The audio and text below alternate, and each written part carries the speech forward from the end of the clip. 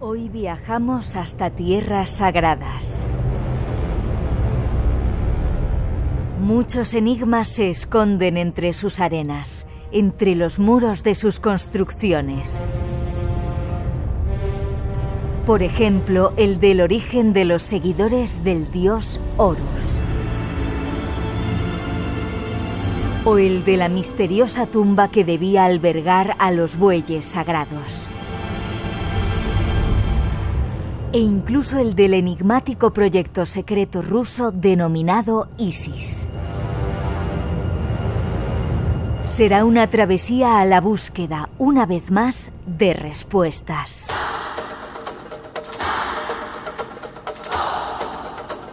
Respuestas que seguiremos buscando entre la multitud de enigmas que nos rodean en este planeta nuestro. El viaje comienza. Algunas sorpresas nos esperan hoy. Y como siempre, eres bienvenida. Y eres bienvenido. ¿Has visto cómo tocamos el piano aquí? Muy bien, con los dedos. Hoy tenemos el placer y el honor de tener en nuestro estudio en directo a Josep Guijarro, alguien de la familia, periodista, responsable de espaciomisterio.com, escritor. Tiene un podcast del cual vamos a hablar. Te veo muy guapo, tío. ¿Qué has hecho? Pues son los años. Sí, vas mejor. Iba a decir, vas mejorando. Es con como los el vino, sí, supongo que es eso. No, la verdad estoy feliz y más de estar aquí en el Espacio en Blanco, que sabes que siempre ha habido muy buena onda, muy buena vibración, y muy feliz de estar aquí contigo y compartir este tiempo de radio con los oyentes del Espacio en Blanco. Nos vamos de viaje a las arenas del desierto, un sitio sagrado, ya veréis. Nuestros primeros protagonistas de la historia que deseamos contaros son los Sensu-Hor. De ellos se dice que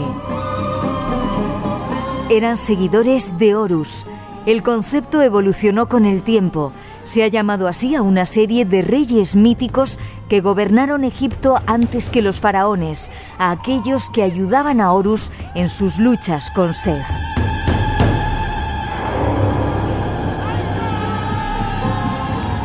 Esa es la versión oficial, pero hay otra. Juanjo Benítez aporta algunos datos sobre ellos. Según Manetón, antes de Menes, el primer faraón de la primera dinastía, Egipto fue gobernado por unos semidioses y también durante miles de años. El sumo sacerdote greco-egipcio no habla de los Sensu-Hor, pero la casualidad es más que sospechosa. ¿Quiénes eran los Sensu-Hor? ¿Por qué los califican de semidioses? En tu canal oficial, Josep Guijarro, ¿es así lo digo Sí, bien? lo dices muy bien. Hablas de ellos. Y cuando uno está en Egipto y pregunta por ellos, no hay mucha gente que sea capaz de dar información y, sin embargo, es un misterio de los muchos que tiene Egipto, ¿verdad? No es uno de los muchos misterios, es el gran misterio, porque para entender la religión egipcia y para entender la mitología egipcia hay que ir a parar a los Sensu-Hor. Y sabemos de ellos fundamentalmente por dos fuentes. Ahora te voy a dar una tercera, que he descubierto en este último viaje, hace escasamente 10 días que he regresado de allí. Hay dos fuentes documentales. Una es un papiro, el Canon de Turín, que se conserva en Turín, en esta ciudad transalpina italiana, que contiene, por el anverso, una lista de reyes que encajan milimétricamente con la lista de reyes oficial, con lo cual nada hace dudar que aquello no sea un documento administrativo. Sin embargo, el reverso de ese mismo documento, que está fragmentado, nos habla que antes del primer faraón, Menes o Narmer, obedece a los dos nombres, gobernó la tierra de Egipto los compañeros de Horus, o seguidores de Horus, los Sensu-Hor. ¿Qué eran estos misteriosos seres? Pues bueno, una segunda respuesta la encontramos en uno de los lugares más enigmáticos de Egipto, que tú bien conoces, me refiero al templo de Abidos. El templo de Abidos, lo que hoy visitamos es el templo que erigió allí Seti I. En una de sus paredes está lo que se llama el pasillo de los ancestros, el pasillo de los abuelos, que dicen los egipcios, me hace mucha gracia, en el que estamos viendo precisamente a Menes, a Narmer, delante de un escriba y una larga lista de cartuchos, que es la figurita en la que cada faraón ponía su nombre, ¿no?, en lengua jeroglífica, que encajan de nuevo milimétricamente con la historiografía. Y al otro lado, en la otra pared, de nuevo hay una lista de nombres, pero esa lista de nombres se refiere precisamente a los Semsuhor. Ahora te diré quiénes eran esos Semsuhor, pero te voy a dar un dato nuevo, de un sitio que además es frecuentado por millones de turistas al cabo del año, que es la isla de Philae. Allí hay un templo maravilloso, que es de culto a Isis. Isis, y esto nos podría llevar a otro programa, es el transunto de la Virgen María, en esas vírgenes románicas en las que le vemos o veíamos amamantando al niño, porque en el Sancta Sanctorum se pueden ver las escenas en las que Isis está amamantando precisamente a Horus. Horus es el hijo de Isis y de Osiris, después de una pelea a la que necesariamente vamos a tener que referirnos más adelante, que conforma el caldo primigenio de los cultos egipcios. Y la mayoría de la gente pasa por el patio de columnas, se interna en la sala hipóstila, pasa hasta el Sancta Sanctorum para observar estos cuadros, pero nadie repara en unas capillitas que están justamente situadas a la izquierda. Y en esas capillas, que he visitado muchas veces, pero nadie me había leído los jeroglíficos que hay ahí, hay una profecía asombrosa.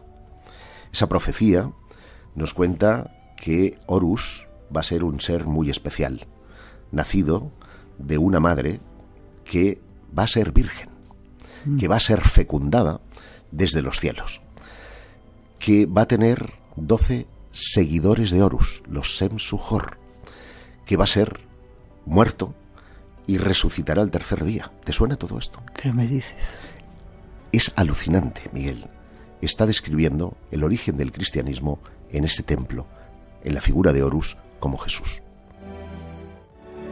¿Lo has descubierto en este viaje? En este viaje. Y mira que he ido veces allí. Pero claro, nadie me había leído los jeroglíficos. Y poder leer la lengua jeroglífica, algo que debemos gracias a Champollion y al encuentro de esa famosa piedra Rosetta, es una maravilla al alcance de unas pocas mentes privilegiadas, y es fascinante comprobar esa mitología. Es más, he tenido el placer de conocer a un doctor en antropología que establece que muchos de esos cultos, que esos propios Semsuhor, no solo habitaron Egipto esos 10.000 años antes. O sea, lo que dice la mitología es que 10.000 años antes que Narmer gobernó... ¿Que el primer faraón?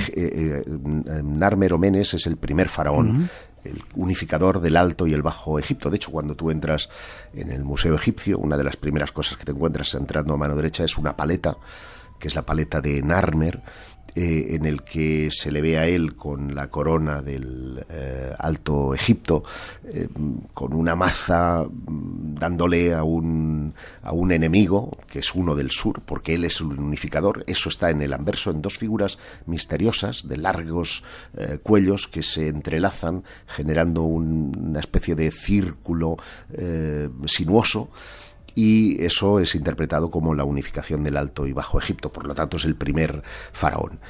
Allí también se habla de los Semsuhor, está representado Horus con una serie de plumas, vamos a decirlo así, o palmeras que se extienden en forma de delta, porque es la representación del delta del Nilo, y allí está esa alusión mínima, solamente la palabra Semsuhor, compañero de Horus. Pero se supone que 3.000 años antes que Menes estuvieron gobernando Egipto, y otros 6.000 años atrás lo habrían estado haciendo los dioses. Esa famosa Enéada, esos 9 dioses que dan origen a la mitología egipcia. Y este es otro descubrimiento sensacional sobre el que tarde o temprano voy a tener que escribir. Se ha podido establecer que ni siquiera esos cultos son de Egipto. Sus cultos vinieron del Sáhara, vinieron de tribus nómadas del Sáhara, que ya tienen representadas en cuevas, en abrigos rocosos del desierto, que en aquella época no era desierto, era una sabana, esas mismas representaciones que son la Vía Láctea, Nut, el aire, y Heb, la tierra, y esos dos otros seres que están como protegiendo. Fíjate, de nuevo volvemos, si damos un salto en la historia, nos damos cuenta de que Adán y Eva tienen dos hijos, que son Caín y Abel. Bueno, es exactamente la misma historia, es decir, la raíz de esos mitos nace nada menos que en el desierto egipcio, en el Sáhara, y se extiende después hacia Oriente Medio y hacia Europa a través del estrecho de Gibraltar, de manera que todos somos hijos de Egipto, todos somos hijos de sus compañeros de Horus. Vale. Se dicen en el papiro real de Turín, hay más lugares donde se hable de ellos, aparte de esos que ya has mencionado. ¿Y qué eran? ¿Cómo eran? Pues se les representa como mitad humanos y mitad animales. ¿Qué tipo de animales? Que no sabemos, pues pueden ser leones, pueden ser, en el caso de Horus, pues pájaros. En definitiva, son muchas de las representaciones de dioses o semidioses que estamos viendo en las grandes tumbas y templos del antiguo Egipto. Y no sabemos muy bien si esas representaciones obedecen a algún tipo de atributo que pudieran tener estos seres, yo qué sé, la fiereza, la representas con un león, o qué sé yo, la fortaleza, pues a través de un toro, o si pueden ser seres con ese tipo o ese aspecto. De hecho, hay una película que yo utilicé para el vídeo, que es Stargate, donde precisamente se juega con esa idea, es decir, que los Sem-Suhor serían algo así como dioses venidos de las estrellas, que habrían de alguna manera instruido a los seres humanos y les habrían obligado a adorarles como dioses. Y ese aspecto que utilizan en la ficción para retratar a los Sem-Suhor es nada menos que el de unas capuchas, ¿no?, metálicas que adquieren la forma de Anubis o la forma de Horus, pero en realidad lo que está en el interior es un ser antropomorfo, como puede ser el ser humano. Y los llamaban los resplandecientes. Sí, esa es una de las denominaciones que encontramos, por ejemplo, en Saqqara. Y Saqqara tiene mucho que ver con lo que, a mi juicio, podrían estar representando no tanto atributos, sino como estrellas. Fíjate que es curioso. Hablo de Saqqara, pero podríamos hablar de la Gran Pirámide, o de Kefren, o de Miquerinos. Todas las pirámides tienen una alineación, tanto astronómica como geográfica. Están mirando al norte, están orientadas al norte. Pero hay una ligera desviación, de pequeños grados, al norte. Y no es casual. Para una civilización que era capaz de ensamblar piedras gigantescas de toneladas de peso, y no eres capaz de colocar una hoja de afeitar entre ellas, no es lógico que se produzca una desviación azarosa. Hablando con Robert Bauval acerca de esa desviación, él se dio cuenta, visitando precisamente Saqqara, que en el lado norte hay lo que se conocen como serdaps. Los serdaps son una especie de templetes que están en las faldas de la propia pirámide. Hoy día la vemos escalonada, pero aquello estaba súper pulido, era liso. Y allí estaba un templete con dos agujeritos que, si tú te asomas por ellos, tienen, para que se hagan una idea a nuestros oyentes, un diámetro a lo mejor de 6-7 centímetros. Tú te asomas por ellos, te sobrecoges, porque lo que ves en el interior, y tú lo has visto perfectamente, es la estatua de Djoser, el faraón que mandó construir esa pirámide y el templo. Y esa mirada, el templo está inclinado, también con una precisión absoluta, está inclinado mirando a las estrellas, a lo que se conocen como las estrellas circumpolares, la Osa Mayor. El carro, que era representado en el antiguo Egipto como el muslo de un toro. Ese muslo de toro lo vamos a encontrar representado en multitud de jeroglíficos, y lo vamos a encontrar representado también en las cuevas del Sáhara. Es decir, seguramente no es un muslo de toro, está haciendo referencia a las estrellas, porque el fin mismo de las pirámides no es otro que el de convertir al faraón en el sincronizador del cosmos. Egipto vivió obsesionado con el tiempo. tuvo un calendario preciso de 365 días, y como no tenían años bisiestos, y no porque lo desconocieran, sino porque querían llegar a ciclos de 1450 años, es decir, que verano un día les caía en diciembre, para entendernos, y otro año 1400 años más tarde les iba a caer de nuevo en el mes de agosto, lo hacían porque no querían romper ese orden del cosmos, un orden del cosmos que les vino dado nada menos que en el templo de Heliópolis, que es donde nace el culto a los Sem-Suhor y donde se habla por primera vez de los resplandecientes. Unos seres misteriosos que se confunden con esos compañeros de Horus y que algunos, entre ellos servidor, ha querido vincular con las estrellas, porque astronómica es la función de esas pirámides a la hora de convertir ese Ka, ese espíritu del faraón, en una estrella del firmamento. 2:33, 1:33 en las Islas Canarias. Primeros datos de este viaje que estamos realizando hoy. Pero hay más todavía, ya veréis. Viajamos hasta otro misterioso lugar para continuar con nuestra enigmática historia.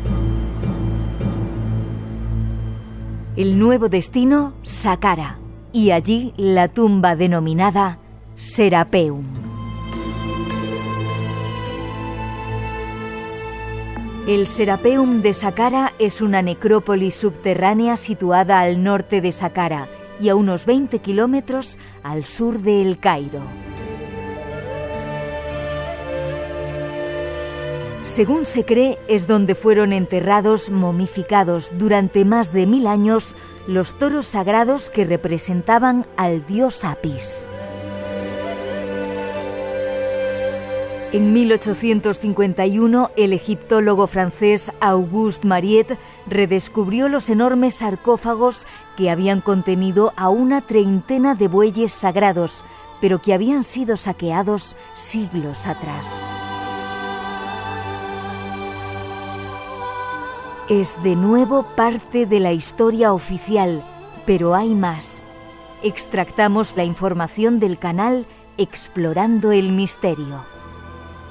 A 12 metros de profundidad encontramos un impresionante complejo laberinto de túneles, excavado directamente en la roca caliza, de 200 metros de longitud, que contiene 24 sarcófagos gigantescos de granito, cada uno de un peso descomunal, de 80 a 100 toneladas, repartidos por diferentes salas.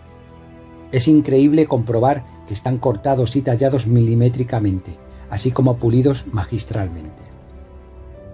Este asombroso complejo es conocido como el Serapeum de Saqqara. Pasa casi desapercibido para turistas y visitantes. Es un gran desconocido. ¿Pero por qué? Debido a que los arqueólogos oficiales prefieren evitar dar información sobre este lugar, ya que por su complejidad arquitectónica podría hacer tambalear los cimientos de la historia oficial. ¿Qué extraño enigma oculta este conjunto de tumbas? Nuestro invitado nos da más detalles. Estamos recibiendo multitud de mensajes desde Cádiz. Dices, el mejor programa de la radio, dicen, no lo queremos, pero cosas como construcciones como el Serapeum, la Gran Pirámide de la Esfinge, hablan de un Egipto diferente. Isabel desde Málaga dice que qué maravilla de invitado, que estés de nuevo aquí y hablando de Egipto. Se me olvidó preguntarte si los Sem-Suhor, y ahora entramos en esa tumba, ayudaron a Horus a luchar contra Set.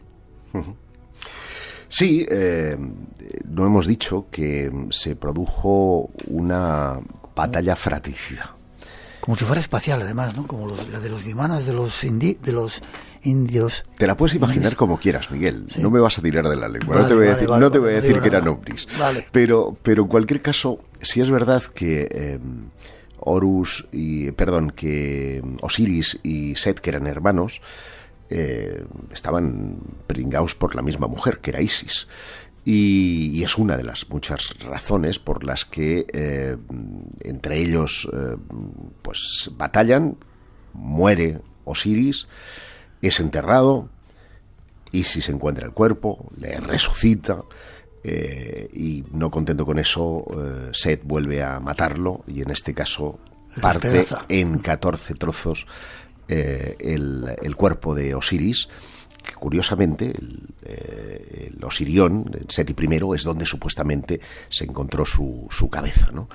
Y logra recuperar 13 de ellos. El último, que era el pene, no lo encuentra. Y esto también tiene mucho que ver con la mitología egipcia y con el hecho de las crecidas del Nilo. De hecho, hay algunas representaciones del dios Mink, que se le ve ahí con un falo tremendo, es la hierosgamia, ¿no? La fecundación de las tierras. Es un dios de fecundidad y de fertilidad. Pero en cualquier caso, es Horus quien venga a su padre. Horus, dentro de la mitología egipcia, es uno de los más importantes, casi seguramente detrás de Ra, porque es el que tiene el ojo que todo lo ve, tiene la posibilidad de ver el futuro, de localizar las cosas, y de hecho Set le arrancará el ojo, que posteriormente tendrá que buscar. Hay una película de dioses egipcios que de una forma muy cinematográfica y muy hollywoodiense recrea esa historia, pero finalmente pues gana el bien. Es la lucha eterna entre el bien y el mal.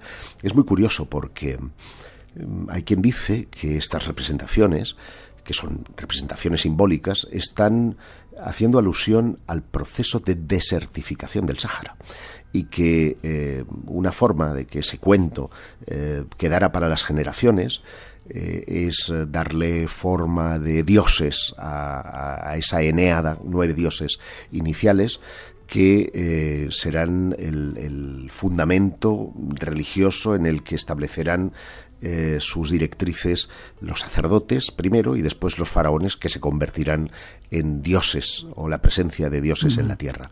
Y el fin último de cada faraón era un poco emular a Horus, convertirse en Horus, porque es señor del tiempo, es señor que controla el sincronismo del universo. De ahí que algunos hayan querido efectivamente relacionarles con algo que viene del exterior, de esa capacidad de volar, esa representación alada.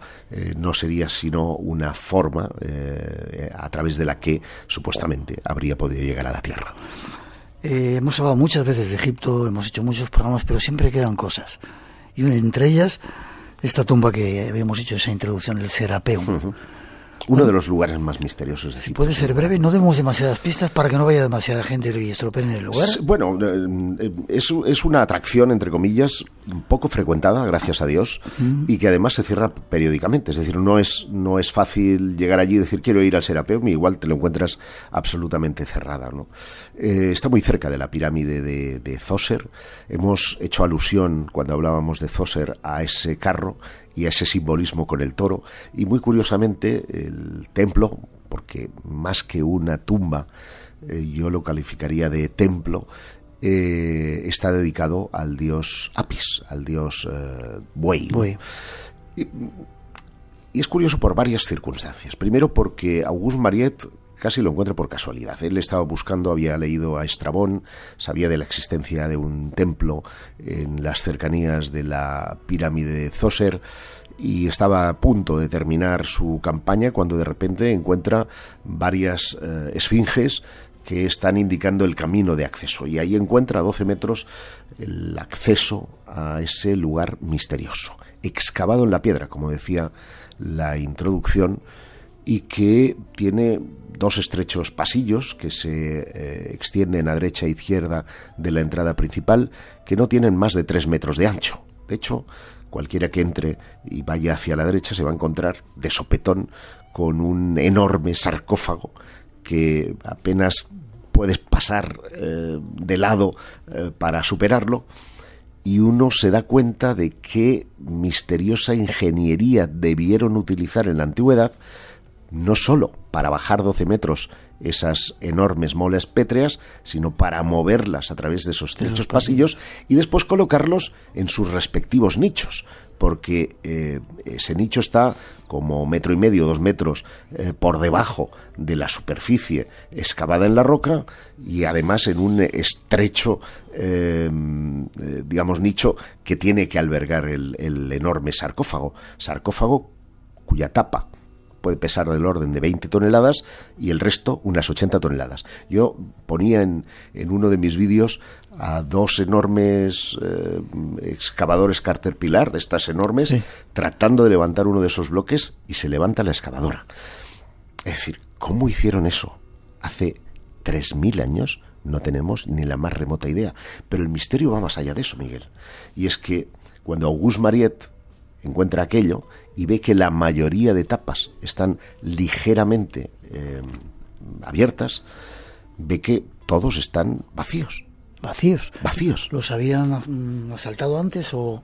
Claro, cuando ellos entran hay un tremendo descoloque, ¿no? Cosas tiradas por el suelo. De hecho, una de las figuras más emblemáticas de la historia del arte, que es el escriba, se encontró allí. Se encontró la máscara de oro de... creo que era Ramsés, no recuerdo qué Ramsés, de uno de los hijos de Ramsés que estaba allí, varios tesoros. Es decir, te llevas las momias de los toros y dejas el oro y dejas las riquezas. Extraños ladrones, ¿no? Ahí algo no encajaba. Pero es que lo más sorprendente de todo es que de esos 24 ataúdes gigantescos, sin inscripciones, hay algunos que tienen inscripciones, pero son inscripciones mucho más modernas, hay uno que está por abrir y dice, dale, ahora por fin voy a poder encontrar el buey Apis y decir que esto es pues el templo Apis. Y como bien sabes, que en aquella arqueología, estamos hablando de 1850, no había mucho escrúpulo. Van por las bravas. Meten dinamita. ¿Y sabes qué ocurre, Miguel? No. Que la explosión, en lugar de tirar para afuera, hace... el humo se va para adentro. Es decir, aquello era vacío. Habían conseguido hacer vacío. Uno puede pensar que a lo mejor habían colocado algún tipo de resina, pero en cualquier caso, ¿cómo extraes el aire, no? Tal vez el paso del tiempo. ¿Quién lo sabe? En cualquier caso, cuando se disipa el aire, el ataúd, el sarcófago, estaba vacío. Es uno de los lugares más misteriosos que uno puede encontrarse en Egipto. 24 sarcófagos, 200 metros de pasillos de acá para allá, metidos ahí. ¿Cómo metían eso? No tenemos ni idea, pero fíjate, y ahora se me va la olla, que sabes que a mí me encanta cuando se me vaya. Hablábamos de los Emsuhor, ¿verdad? Es que quiero relacionar eso. Eran seres que, según las descripciones de esos resplandecientes a los que hacíamos alusión, tenían un tamaño enorme con respecto a los seres humanos. Es decir, eran semidioses y se les representaba con mayor altura. ¿Podían ser esos sarcófagos del Serapeum la última morada de los Emsuhor? Y si es así, ¿se desintegraron como hizo Jesús en el Santo Sepulcro? ¿Se te ha ido la olla? ¿O por eso quieres decir que ese sarcófago que dinamitaron no había nada y absorbió toda la explosión? ¿Y ahí no había nada dentro? Ahí no había nada dentro. Es decir, ¿para qué inviertes una ingente cantidad de esfuerzo, de técnica, de fuerza bruta, para llevar a cabo esa historia que es estéril? Y tú has estado miles de veces, muchas veces más que yo, en Egipto. Has estado recorriendo seguro los cientos de cementerios de animales que los hay. Muy cerca, ahí en Saqqara, hay uno que alberga casi 1 millón de ibis, por ejemplo. Yo he estado recorriendo algunos que son laberínticos y están llenos de momias de animales. En Komombo puedes encontrar momias de cocodrilos. En fin, hay una necrópolis también por encima de Saqqara, que ahora no me viene el nombre, donde se han encontrado corderos, se han encontrado todo tipo de animales. ¿Por qué no estaban los bueyes? No había ni un solo buey. Y lo que es más asombroso, porque ahora tenemos medios que no disponían en el siglo XIX para la investigación. Se ha escrutado el interior de esos sarcófagos para saber si algún resto, hollín, algún trozo de venda, de momia, no hay nada. Aquello estuvo siempre vacío, o albergó algo que no era de este mundo y que por lo tanto no tenemos comparación para poder hacer el rastreo científico. Semsuhor. 2:47, 1:47 de las Islas Canarias. Seguimos. Hay más cosas que queremos contaros esta noche con Josep Guijarro. Y si queréis participar en ese concurso, 633 50 50 11 y el Blanco Radio en las redes sociales. Seguimos por tierras de los faraones. Y en estos minutos nos hacemos una pregunta. ¿Existió el proyecto ISIS de la KGB? El tema lo descubrió el canal Sci-Fi y realizaron un documental con todas las supuestas pruebas. La película se emitió por primera vez en 1998. Según los datos aportados en el documental, la información sobre este extraño suceso fue comprada a la mafia rusa procedente de los archivos de la KGB y hace alusión a un proyecto secreto ruso. Se le llamó Proyecto ISIS y era una misión secreta para recuperar una momia de un sarcófago ubicado en una tumba en la meseta de Giza. Según los informes del proyecto ISIS, el cuerpo momificado que encontraron los militares rusos tenía 2 metros de altura y la datación por carbono 14 arrojó una antigüedad de 10.500 años. ¿Es la prueba definitiva de la presencia de entidades extraterrestres en la antigüedad? Pero, ¿es cierta toda esta historia? Historias increíbles. Te están saludando desde El Salvador, el departamento de Sonsonate, y Rodrigo Sáez en las cercanías del volcán Osorno, en la Patagonia chilena, entre otros muchos, seguramente, lugares. Tuve el placer de sobrevolarlo en Chile. Es una maravilla, un lugar precioso. Sí. Vale, vamos rápidamente con esta historia. Proyecto ISIS. Los rusos, proyecto secreto, una momia de 2 metros. Cuéntame, ¿de dónde surge esto? Bueno, pues surge de, lo decía la introducción, de la mafia rusa y de un tipo extraño llamado Víktor Ivanovich, que es quien obtiene esos documentos secretos del KGB.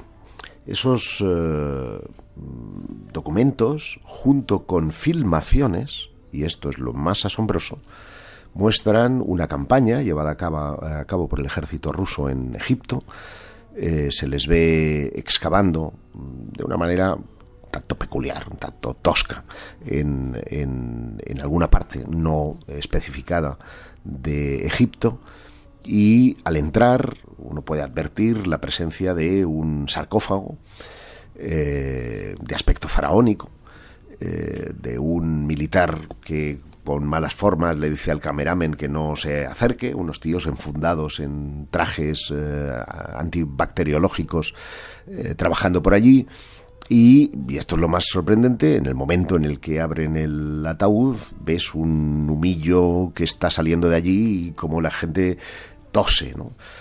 Claro, esto es como muy de ciencia ficción, pero claro, quien estaba vendiendo esa historia en un documental que llevaba por título The Secret KGB Abduction Files, es decir, era un programa dedicado al fenómeno OVNI, dedicado al mundo de las abducciones y presentada nada menos que por uno de los 007, Roger Moore, pues tú decías, coño, como Roger Moore me la va a clavar, ¿no? Y durante años ha circulado esa historia por internet. Déjame que te pregunte, sí. 2 metros tenía la momia. Tranquilamente, no viene especificado. Los documentos están en cirílico y desafortunadamente no leo cirílico, pero algunos de ellos he hecho traducir a través de amigos que sí son de origen ruso, y lo primero que les llamó la atención es que habían muchas faltas, no parecía escrito por alguien de nacionalidad rusa, y eso ya me dio cierto resquemor. No se especifican los detalles técnicos, simplemente se dice que hay como una extraña propiedad magnética por parte de ese, no solo del ataúd, sino incluso de la propia caverna en la que se encontraba. Hay una parte de la filmación, yo la tengo completa, en la que se ve como hay una especie de atracción con objetos metálicos hacia una de las paredes, hay una especie de vasos cánopes en uno de los costados, pero en general el aspecto de la caverna nada tiene que ver con las tumbas egipcias que hemos tenido oportunidad de visitar pues en el Valle de los Reyes o en cualquier otra parte de Egipto. Sí que el sarcófago tiene aspecto egipcio, también con cierta peculiaridad. No es el sarcófago de Tutankamón. Tiene como los ojos más idos hacia el exterior. Su tamaño es muy grande. si suponemos que los soldados que están allí pueden tener alrededor del 1,80 m, pues supera los 2 metros con tranquilidad. Yo creo que esa ambientación pretendía justificar o encajar esa prueba dentro del documental sobre abducciones, sobre los archivos secretos del KGB. Ciertamente investigué el asunto y no supe encontrar ninguna documentación oficial que pudiera aludir a ese proyecto ISIS, que era el nombre clave que obedecía esa campaña de investigación. Ni siquiera que los rusos hubieran estado allí en 1961, que es cuando pretendidamente se había llevado a cabo la filmación. Sin embargo, esa historia ha circulado mucho por Internet. Muchísimo. Como la prueba definitiva de un cadáver extraterrestre, un alienígena, como quieras llamarlo, en Egipto. Sí, porque además, no sé si intencionada o no intencionadamente,